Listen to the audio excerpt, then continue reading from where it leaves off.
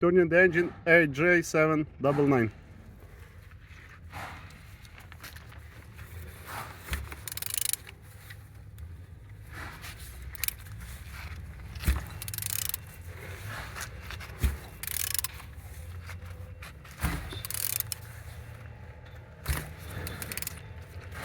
All turning good.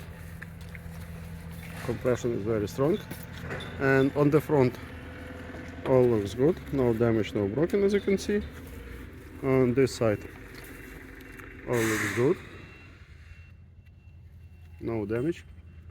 Starter looking good, and compressor looking good as well, looking in good condition. And on the top all looks good, all connectors looks good.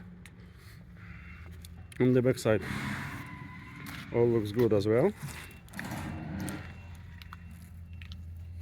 and on this side all looks good.